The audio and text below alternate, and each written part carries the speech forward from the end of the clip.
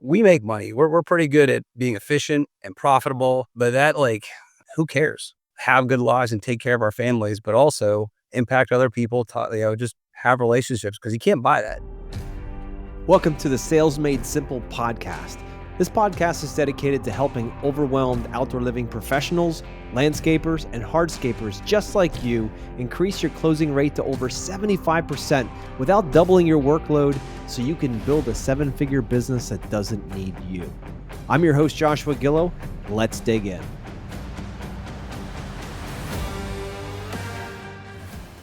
Hey everybody, I'm excited this week. I have the owner of Inca Stone in the Pittsburgh area. His name's Alex Bulow. He's with us and he's going to be sharing all about his sales system. And he's in a unique spot in his business where he's starting to grow and wanting to hire that first salesperson. So we're going to hear about how that's going and what kind of process he has in place. And he's live from the office in the truck. So Alex, welcome. Thank you. Thank you for having me. Yeah, I'm excited to talk to you, man. I mean, just talking here before we hit go and just talking about how you're, working from the truck today. It's springtime. Things are going crazy. Tell us a little bit about what's going on in your world right now. So what's going on in our world is year 4 of official business, but year 20 some of industry. Got it. And, had to figure it out pretty quick about 3 to 4 years ago. And so I just, said yes to every project, sold everything I could sell from a $70 cleanup to a $300,000 backyard. It didn't matter. And then, like everybody, we start to refine that stuff. Yeah. And needed a little help in the field or in the office. So I actually hired a salesperson to help me out last year. And the funny thing is, I didn't have a process to train him on. So Gabe and I are literally working through this together. And good thing he's a good guy, and we can butt heads all the time respectfully. But we're figuring it out, and some stuff has come to light that we're learning, and some stuff has come to light that we're just going to leave behind as the stuff that I was doing before. So that's kind of where we're at. We're in the middle of heavy learning. That's good, but it's all good. Of course, that's the thing about business. There's never a day that goes by that you don't learn something, right? Yeah. Even if you don't want to, specifically when you don't want to. So, yes. So Alex, you mentioned this is year 4 or 5 for you. The LLC was formed July of 21, so this will be Got 4. it. Yep. Got it. Perfect. Yep. And what's an average design build project for you guys? So yeah, it's great question. I don't know how you average it. Last year was $6,000 to $600,000. So Okay. somewhere in the middle. I would say most average is 80 to 120, but man, we just don't have a niche, a target market or a specific project size that we like. Honestly, it's do I want to work for you? And is it cool? And will it keep the wheels turning? So, I mean, full transparency, yesterday I sold a commercial retaining wall rebuild for a couple grand. And today I have a call for $780,000 we're trying to close. So our spectrum's still humongous. Yeah. Each project has its things that intrigue, and that's kind of where we're at. We're not your cookie cutter stamped, well-oiled. We do a backyard patio, is 2,000 square feet. Everybody gets the same border and seawall. That's not us. Yeah. You like, so I'm hearing a lot more of a custom approach. Is that correct? Yeah, definitely. Okay. So, when I was thinking about the sales process kind of all week before we got to talk, part of the thing that triggered me was not triggered, but got me my brain going was why are we selling? When you show up, what is the urgency, the need? Why do you have to close this deal, or do you have to? So when I was thinking through that is when I go to a sales consult, I have 2 this afternoon. One's an existing customer, tiny little job, don't care. I like them. We're going to do it. We're going to grade their backyard. It'll take a day, but I like the people and we're just going to do it. And the other one's a little old lady at church I met this Sunday who probably too small for us, but you know what? I know guys we can sub it to or give it to. It's going to be a relationship we're going to start, and you never know where that stuff goes. So why do you sell? That was something that really made me think this week. And, I sell for the company. And if you look in the dictionary, company is got a couple of different definitions, and we rely heavily on the one that you don't think about. So company is an enterprise, a business that creates profit, and company is also the people you surround yourself with. So I sell for our team. business is a byproduct. And that's just kind of like my motivation for sales. And it does get me into some sticky situations and not, and sometimes you're wasting time, but that's ultimately what I go after is people we want to work for and projects we want to do. And it could be a lot of different things. What I love about that approach is the fact that you're the one choosing. Yeah. I know when I first started out, it was, oh, they called me, so I need to figure out a way to how to sell these people because I've got bills to pay. Yeah. And those Oh, clients are never as fun to work with because they yeah. know you're desperate. Yeah. Yeah. I mean, that was definitely year one was a lot of saying yes to a lot of things, but we have a strong reputation, so it's a lot of referrals. So usually if they're calling us, it's pretty much a fit already. They've heard about us, they've looked us up, they want to work with us. We just got to make sure it's in their budget and scope, and that's kind of the process is to kind of weed out those details as fast as possible. Absolutely. So you said you've about 4 years in business now. What was your revenue last year, if you don't mind me asking? Last year was company wide was 1.6, and we had to sub out like 200. So self performing was somewhere, 1.3 and a half, somewhere in there. Okay, very nice. Yep. So tell me about your current sales process now. If I was a client and coming in, like what would I experience? How would it go?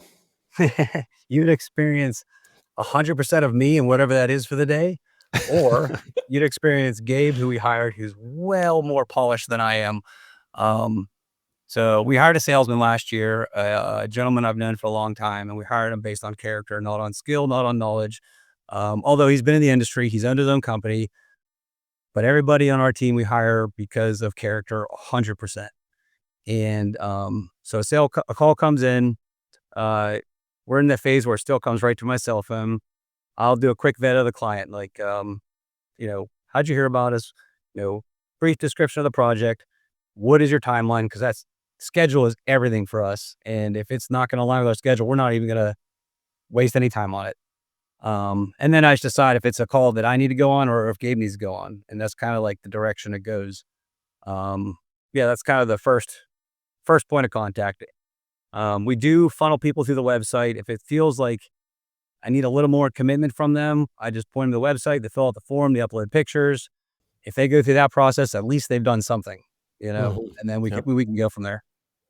No, you're exactly right. The more homework you give them, and the more involved they are with them, or the more excited they are about working directly with you, the more they're going to get involved Yep. in whatever it takes to get you there. And that's a great Yep. way to work on your onboarding right away to figure out if they're on it or not. Now, with that process that you have in place so far, if you went out to 10 projects, how many would you close at this point? You're looking for a closing rate roughly.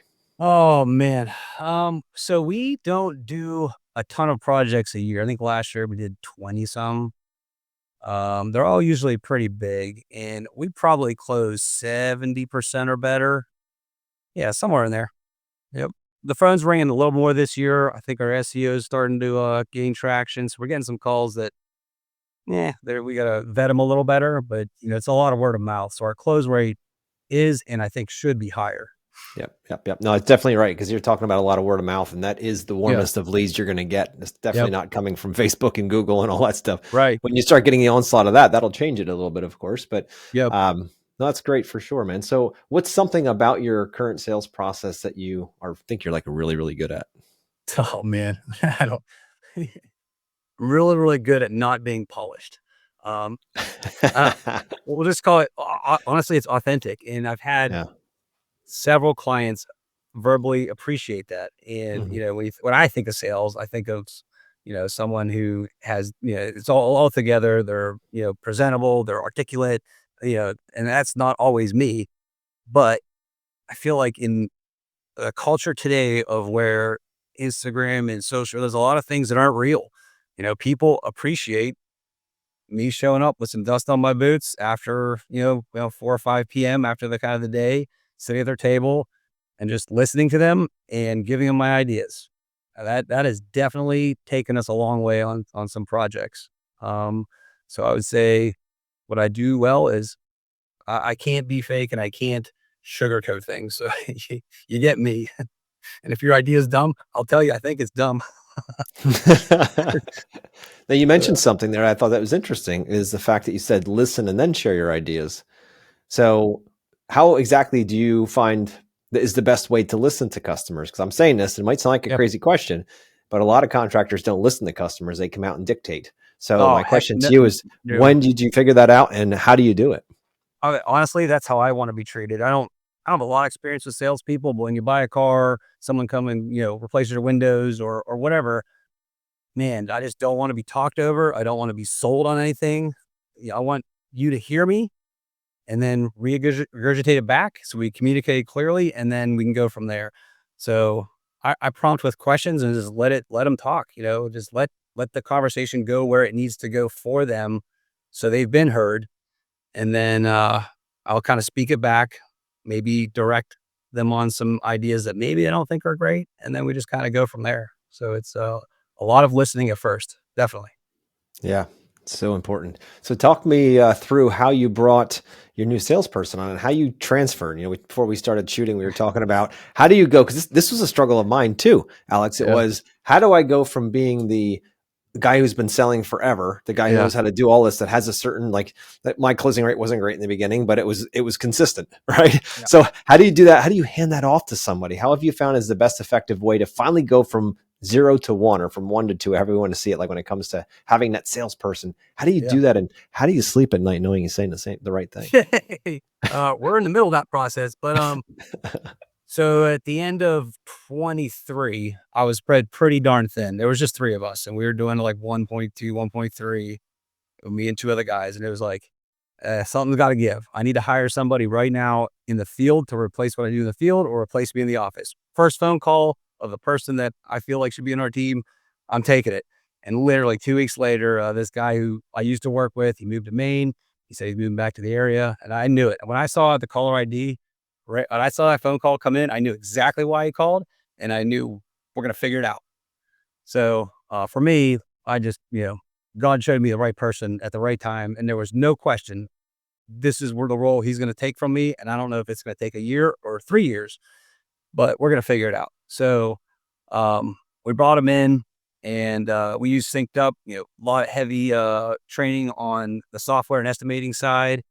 And what we're literally in the process of learning is, he's a different human being. He can't sell like I sell. He shouldn't have to sell like I sell. He shouldn't read a script. He should be authentic also. It's just a different style. So we don't have a process per se of selling the same, but we do, our process of efficiency is the same. We have the forms, we have the questions we need, we have the data we have to collect. We got to get to a certain, point in the conversation by a certain time, but I don't really care how it gets there. Personalities are different. Um, so yeah, we're definitely in the process of handing off, and I have found that maybe I don't want to hand it all off because I do still like it. So today I'm getting dirty, but today also this evening I'm selling, and he's also estimating today, and then he's going to take over for me in the field. So we have this like interesting symbiotic relationship of he's taking a lot of workload off, Mhm. but he also is getting to work in the field, which he liked to do also. So it's a unique situation for us for sure.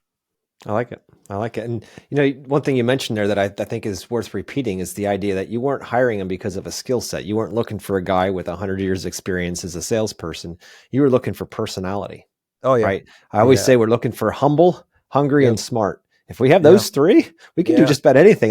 And they can learn. That's the cool yeah. part. Most of them are very open to learning. So you're right. When God lines up the right person, you're like, you know what? You might not have all the prior experience that I would love to see, but you know what? That means we also don't have to fix a lot of problems that you got in the last place, right? We can Oh start yeah, fresh. yeah. You can't fix character. I don't have the time to fix character. Yeah. Our company shouldn't fix character, so you have to have character, and Yeah. everything else is just a process of learning and trial and error. And with I the love right it. people, you'll definitely get there, I believe.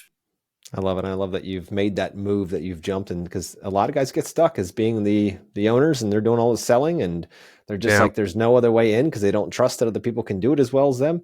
And they shouldn't have to, because everybody, to your point, is unique and different. Now you do have to have certain things that you move through so that the company is well represented.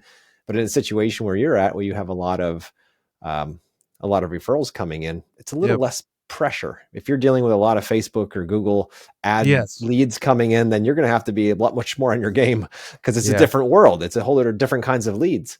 So, Yeah. but you've definitely insulated yourself well with that. So kudos to you Yeah. on that. And It's to great. your point there, the pressure. So one thing we do differently too, and I don't know anybody because I talk to a lot of guys in the industry. Our salesman is not there's zero commission. He gets a salary that makes sure he's okay. We have to put X amount of work in the ground, and we're a team. My biggest fear is with hiring salesmen and putting a carrot or a heavy commission is when there's pressure, they become inauthentic and they sell things they shouldn't sell. Like I don't want that pressure on anybody in our team to make their bread, to just achieve some numbers. That's not what we're about. So that definitely changes the sales process. Like he doesn't, yes, his job is to sell, my job is to sell, but the pressure to close that deal really isn't there. So he can be more authentic, I think. No, I agree. If your income is directly pegged to how you perform, it's not necessarily a bad thing, but it also then takes the relationship side of the way and gets you more focused on revenue, right? Because Yes. you're looking Yeah. for short term, not for and for you, and I can feel it from you. It's a lot about relationship. Am I right? Oh yeah. 100%. Yeah, yeah. You Yep. wouldn't be getting those referrals if it wasn't. That's for sure. Yep. Yeah, Absolutely. that's Yep. awesome, dude. So, what are some of your struggles that you're currently facing in your sales process right now? So struggles in the sales process is literally just this transition from I think I want to take 80% of the sales off my plate and put onto his plate. And the communication of doing that with somebody, it's just different. It's just I've never done it. I don't have this pedigree or history of excellent sales. I've only really been doing it for 3 years. So I already feel inadequate to train him, but I can get it done. So, it's some tough conversations and some learning. But like I said, with the right people, like everybody bears that on their shoulders and we will push through it. So my biggest struggle is how to let go Mm, 100%. yeah, yeah. Um, yeah, it's fear driven. Well, I mean, yeah, exactly. If you let go and things happen, and you're like, if I was just there doing it, it wouldn't have happened. But the problem is, you're Right. also going to be stuck there forever. Yeah. Just like a Yep. child, if you're like, nope, nope, sorry, you're crawling, you're fine at that. But if you stand up and walk and get hurt, I can't handle that. So you're always going to crawl, right? Yeah. It's like, Yeah. that's just not how Yeah. it's going to work. That child's going to walk. Yep. So you're going to have to just get used to that as a parent, right? And it's a lot of times the role that we play in this scenario, right? But I mean, we actually have this conversation quite often with companies that are looking to go from owner to finally bringing salespeople in and all of that. And how do you make that transition? And how do I multiply myself? Right, that's always the bigger question. How do I make sure that they're saying the right things at the right time and getting budgets and not just getting through the sales conversation and all of that? So Yeah. that's what we've created all the systems in order to be able to do that and to Yep. know that as an owner, you'd be like, hey, just go train with these guys. They'll take care of it. You'll come back in a few weeks and you're going to be like, all right, cool. I'm ready to roll. I got it. I know I'm going to say this is basically what you're doing. You understand different tonalities, different authenticities, if you will. But at the same time, you can rest assured that everything's being touched every single time Yep. to build up that referral machine. Because that's ultimately the goal, isn't it? Yep. Definitely. Yeah. And we're not driven for growth. We will grow at the speed of sales and cash. And, you know, that's not our goal. We'll grow till it doesn't make sense. But it's not a goal. It's not a something we're chasing. Yeah. Yeah. Well, that's good, man. So what's on the horizon for you? What are you up to next? So up next, we had every year we have one or two insane custom projects, and we're in the middle of one right now.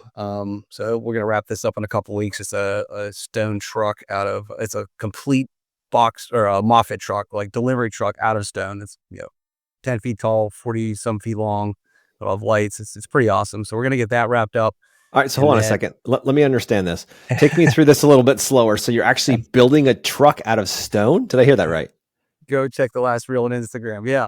Um, so end of last year, actually, our sales kind of died off, and everything happens for a reason. And I just have to accept that and just roll with what happened. So, after Thanksgiving, we kind of wrapped up all of our big projects, and then we had some big ones on the hook, and no one pulled the trigger. So had some time last year, and one of our vendors we have a great relationship with asked for some display walls. Well, yeah, we'll go do that, and it morphed into this project that's, I mean, it's ridiculous. It's truly ridiculous and awesome, and it'll be a landmark next to a highway, and my grandkids will see it. We're literally building a like a block truck, a delivery truck, completely out of stone.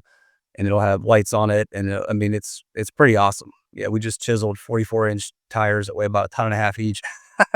Dude, all right, before we go too far so the listeners can see this, what Yeah. is your handle on Instagram so they can go and see it? Inca_Stone. Inca_Stone. All right, guys, listeners, go out and take a look. Not if you're driving, pull over first, but Yeah. Yeah. Inca_Stone. This thing is going to be amazing. Yeah. So that this year, that was like, in the last year, we did a wild custom paver pull, kind of Tussy style, which is like a bunch of Techo Block products. Like it was pretty interesting. But yeah, we'll finish. Yeah, every year is something different. Finish the truck, and then we have our first commercial project this year is the Pittsburgh Zoo. We got the 14,000 square feet of pavers at the entrance, so we're kind of dipping our foot into that. And another one, that's just a relationship. We did a project for the general contractor, awesome guy, and we'll just see where this leads us. So that's what's Man, next. I'd love for us to wrap up. You got some great stuff going on. I'd love for you to wrap up on that concept of how you're focusing on relationships and where that's taking you versus just the revenue side of things. I can tell your heart that you're a relationship guy. So tell me how that's impacted your business. Oh my gosh, like how hasn't it impacted my business? We're on planet Earth for a short time. Revenue will follow relationships. I don't think you seek relationships to generate revenue. Yeah, the gold in our days are meeting people, hearing their stories, asking what they do, looking at their, having relationships with their grandkids, their in-laws, experience life through their eyes. We make money. We're pretty good at being efficient and profitable, but that, like, man, probably sounds whatever, but like, who cares? Like, really, who cares? Let's have good lives and take care of our families, but also impact other people, just have relationships, because you can't buy that. So yeah, that's probably the coolest part about sales, is the ability to create new relationships with people you would never have the opportunity to meet. Yeah. And as long as they're rooted in a foundation of trust and authenticity and character and all the, good ethics, like, that's a real relationship. If it's rooted in, I got to get this sale because I got to meet a quota, well, a relationship is rooted on not much. Yeah, not the Yeah. truth, right? And you don't show up the same way when you're looking at their wallet and not their heart. Yeah. Yeah. When we get an address, like, places I used to work before would Google and try to figure out what they did for a living. Mm-hmm. I don't care. I want to see how you shake my hand. What's important to you? Are you gonna smile during, or are you just mad that your spouse wants this backyard? Like, who Yeah, are you? yeah, yeah. Yeah, Makes a difference, man. Well, definitely. Alex, do you have any parting wisdom you want to give our listeners before you go? Maybe something you learned along the way, or some sage in your life has given you that has helped direct you through this this journey. Yeah, I think I said this before on another podcast. Like, if you just operate out of good character and ethics, things will fall into place. The second you take a shortcut, or you know try to find an easier route, it you're gonna get, you're gonna reap what you sow. Yeah. So I would just encourage everybody to take the harder but honorable road. Amen to that, brother. I love it. Well, Alex, thanks for coming on today. This was a great Yeah, man. conversation. I'd love to talk to people like yourself and see how you're doing out there, especially springtime. So I appreciate you coming on and spending Yeah, your most precious absolutely. asset, your time. So listeners out there, if you're looking to go from being an independent owner into bringing a salesperson in, you don't have time to train those people. That's what we do here best. So reach out, book a call with me. You'll see it in the show notes. But until next week, Alex, appreciate Yep. you. Get out there and get dirty so you can go to those meetings tonight and shake some more hands and change some lives. That's it, man. Thank you. All right. Thank you. All right. We'll see you.